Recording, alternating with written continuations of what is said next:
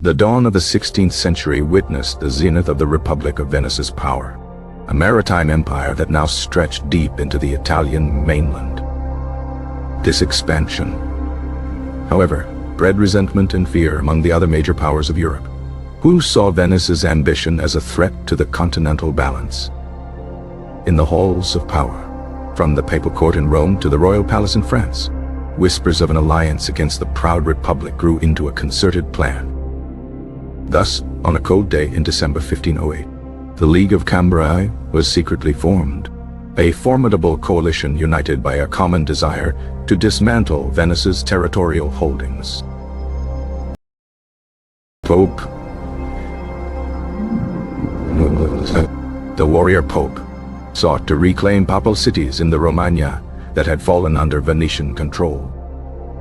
Louis XII of France, his eyes set on Cremona and the Ghiara d'Adda, aimed to expand his Duchy of Milan eastward. Holy Roman Emperor Maximilian Cambrais, I coveted the regions of Friuli and Veneto, territories he believed were rightfully his. Ferdinand II of Aragon, ruler of Naples, also joined the League, eager to reclaim Venetian-held ports in Apulia. The combined might of these powers represented an existential threat to Venice, the likes of which it had never faced before. As spring of 1509 arrived, the French army, a magnificent and modern force, began to assemble in the Duchy of Milan. King Louis XII himself took command, a clear statement of the gravity and personal importance of this campaign. The French force was a juggernaut of over 30,000 men, a blend of chivalric heavy cavalry and disciplined infantry. Among them were the famed Swiss pikemen, mercenaries renowned for their unbreakable phalanx formations and fearsome reputation. The French artillery train was second to none, its bronze cannons promising a storm of iron against any fortified position. Commanding the vanguard was the experienced and capable Charles II d'Amboise, a man Louis trusted implicitly. In response, the Venetian Signoria scrambled to assemble a defense, hiring a large mercenary army to protect its mainland territories. The Venetian force, though substantial, was a patchwork of condottieri and their hired soldiers, lacking the unity of the French. Command of this army was given to two cousins from the powerful Orsini family, Niccolo di Pitigliano and Bartolomeo d'Alviano. Pitigliano, the senior commander, was cautious and methodical, a proponent of Fabian strategy, favoring harassment and avoiding pitched battles. Alviano, by contrast, was impetuous, aggressive, and spoiling for a decisive, glorious confrontation with the French invaders. This fundamental disagreement in strategy between the two commanders would prove to be a fatal flaw in the Venetian defense. The Venetian Senate's orders were clear. They were to avoid a direct engagement at all costs, a directive that suited Pitigliano perfectly. On the 15th of April, 1509, Louis XII declared war, and his army swiftly moved out of Milan, crossing into Venetian territory. The French advance was rapid, capturing several Venetian towns with little resistance, their artillery proving devastatingly effective. The Venetian army, encamped near Bergamo, shadowed the French movements but strictly adhered to their orders to not engage. A critical moment came when Louis XII prepared to cross the Adda River, a natural defensive barrier for Venice. Pitigliano and Alviano failed to contest the crossing at Cassano d'Adda, a strategic blunder that allowed the French army to enter the heart of Lombardy unopposed. Alviano was furious at the missed opportunity, arguing that they should have attacked the French while they were vulnerable during the crossing. Pitigliano, however, remained steadfast, insisting that his orders and the preservation of the army were paramount. With the French now across the Adda, the Venetian commanders decided to march south, hoping to find more favorable ground near the Po River. This decision meant a long, exposed march across open country, with the French army shadowing them menacingly. On the morning of May 14th, 1509, the Venetian army was stretched out over several miles, a consequence of their southward trek. Pitigliano led the vanguard, well ahead, while Alviano commanded the rear guard, which was slowly making its way through the countryside. Near the small village of Agnadello, the French vanguard under Charles d'Amboise finally caught up with the Venetian rear. The French did not hesitate, immediately launching an attack on the trailing elements of Alviano's column. Alviano, who was ahead at Pandino, heard the sounds of battle and galloped back furiously to take command. He found his troops in disarray but quickly rallied them, demonstrating his charismatic and decisive leadership. He chose his ground well, positioning his 8,000 men on a low ridge overlooking a series of vineyards.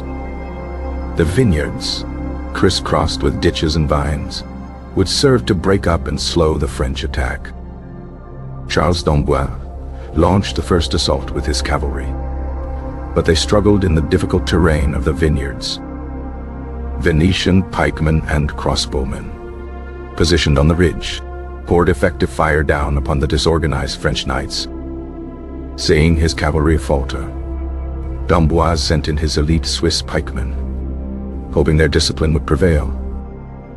A brutal infantry struggle ensued amidst the vines, a chaotic melee of pushing pikes and clashing steel. For a time, Alviano's men held their ground heroically, repulsing several French assaults with courage and determination. Venetian artillery, though smaller in number, was well sighted and inflicted significant casualties on the advancing Swiss. Alviano himself was everywhere, fighting in the front ranks, a whirlwind of energy and inspiration for his troops. He knew, however, that he was desperately outnumbered and could not hold out forever without help. He dispatched urgent messengers to Pitigliano, begging him to turn the main army around and join the battle. The message was simple and desperate. A great victory was possible if only the rest of the army would engage. Pitigliano, several miles ahead, received the messages but hesitated, his cautious nature taking over. He remembered his orders from the Senate to avoid a pitched battle and feared a trap by the main French army. Some of his officers urged him to march to his cousin's aid, but Pitigliano's caution turned into obstinacy. He sent back a reply to Alviano, ordering him to break off the fight and retreat, a message that was both impossible and heartbreaking. His final decision was to continue his march southward, effectively abandoning Alviano and the rear guard to their fate. This decision, born of caution and strict obedience, would seal the doom of the Venetian army that day. Back at Agnadello, the situation for Alviano's men was becoming critical as the afternoon wore on. Just as their resolve began to waver, the main body of the French army arrived on the field, led by King Louis XII himself. The sight of the French king and thousands of fresh troops was a devastating blow to the morale of the Venetian soldiers. The French army now began to envelop Alviano's position, surrounding a small force on three sides. The battle intensified, turning from a hard-fought struggle into a desperate fight for survival. The French, sensing victory, pressed their attack with renewed ferocity from all directions. Alviano, still fighting valiantly, was struck in the face and fell, wounded and dazed. His capture by French knights signaled the final collapse of the Venetian defense. Their leader gone, the remaining Venetian soldiers broke and fled, a rout that quickly turned into a massacre. King Louis XII, embittered by the initial resistance, had ordered that few prisoners be taken. The fields and vineyards of Agnadello were littered with the bodies of over 4,000 Venetian soldiers. The French had won a crushing and total victory, shattering the professional heart of the Venetian army. When news of the disaster reached Pitigliano's column, mass desertions began almost immediately. His army melted away, leaving him with only a small contingent of loyal cavalry. The road to Venice lay open, and the territorial empire of the Serenissima began to crumble overnight.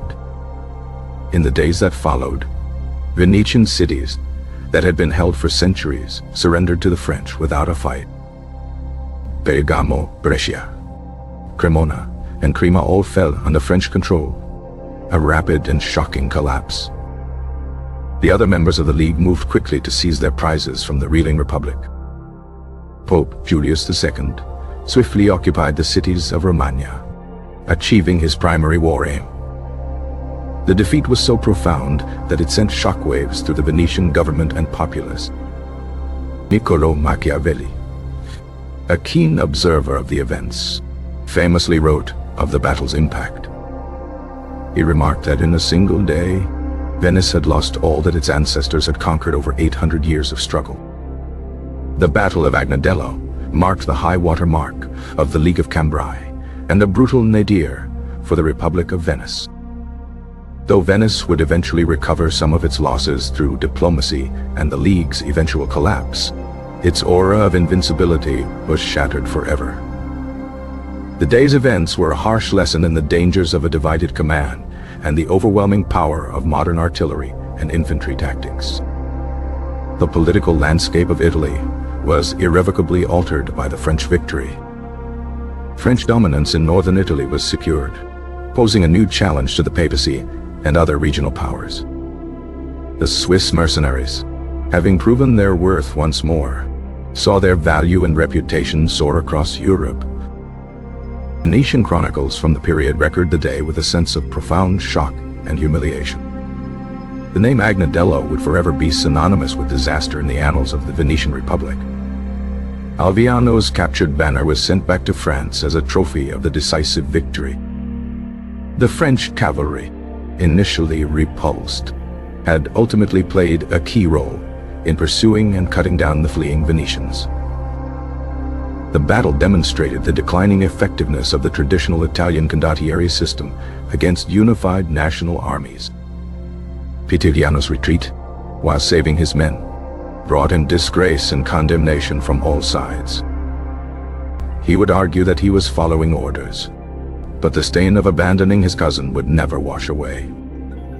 The French army celebrated their victory with feasting and spoils taken from the Venetian camp. King Louis XII praised Charles d'Amboise for his expert handling of the vanguard's initial assault.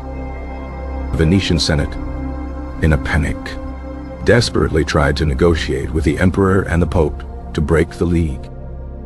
They offered to cede territory and pay indemnities, a humbling reversal of their previous arrogance. The battle's outcome was a direct result of Venice's diplomatic isolation, a consequence of its own aggressive policies. The terrain itself, with its ditches and vines, played a crucial role, initially favoring the Venetian defenders. But the sheer weight of French numbers eventually negated this advantage. The personal bravery of Alviano and his men was not enough to overcome the strategic folly of their commanders.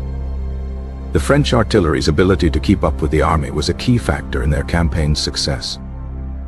News of the victory spread like wildfire across Europe, reported by merchants, diplomats, and newsletters. In the courts of England and Spain, the fall of Venice was met with a mixture of satisfaction and apprehension. The battle highlighted the beginning of a new era of warfare dominated by large, state-funded infantry armies. The Venetian rearguard was composed of some of their best troops, and their loss was irreplaceable.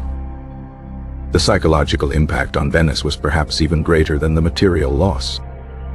For the first time, the city itself felt vulnerable, its mainland buffer zone erased in a single afternoon. The French victory at Agnadello would be studied by military theorists for generations to come. It served as a textbook example of the importance of unified command and decisive action. The captured Bartolomeo d'Alviano would eventually be released and would fight for Venice again. But the sting of this defeat remained. Sun set on May 14th, 59, not just on a battlefield, but on an entire era of Venetian dominance. The initial French charge was led by the fearsome gendarmerie, the heavy armored cavalry of the French nobility. Venetian infantry formed a hedgehog defense, with pikes pointing outwards in all directions to receive the cavalry. The sound of the clash was deafening. A roar of men, the screaming of horses, and the splintering of lances. Alviano's light cavalry, the Stradioti, engaged in skirmishes on the flanks, their curved swords flashing. Rain had fallen the night before, turning the ground between the vineyards into a treacherous, muddy quagmire. This mud significantly hampered the effectiveness of the French heavy cavalry's charge. The Venetian artillery crews worked tirelessly, swabbing and reloading their cannons under immense pressure. A French cannonball struck near Alviano, showering him with dirt and debris but leaving him unharmed. The Swiss pikemen advanced with a steady, rhythmic tramp of thousands of feet, an intimidating sound. They held their 16-foot pikes at a precise angle, a wall of wood and steel. The Venetian front line buckled under the sheer pressure of the Swiss advance, but did not immediately break. Commanders on both sides shouted orders that were often lost in the cacophony of battle. Wounded men from both armies crawled through the mud, seeking safety or water. The arrival of Louis XII was preceded by the appearance of the royal standard, the oriflamme. Fresh French crossbowmen took up positions on the flanks, adding their bolts to the assault. The Venetian cavalry, outnumbered and exhausted, was finally broken and scattered from the field. This exposed the flanks of Alviano's infantry to the full might of the French army. The final stand on the ridge was a desperate, heroic, but ultimately futile effort. The battle lasted for roughly 3 hours, a short but incredibly violent and decisive engagement. In the aftermath, French soldiers moved across the field, dispatching the wounded and collecting spoils. The loss of so much artillery was a crippling blow to Venice's ability to wage war in the short term. The strategic disagreement between Petigliano and Alviano became a cautionary tale for future military leaders. The League of Cambrai, despite its victory, was an alliance of convenience, destined to fall apart once its primary goal was met. But for now, in the summer of 1509, the power of France in Italy seemed absolute and terrifying. The Republic of Venice, humbled and broken, began the slow and painful process of rebuilding its state and its pride.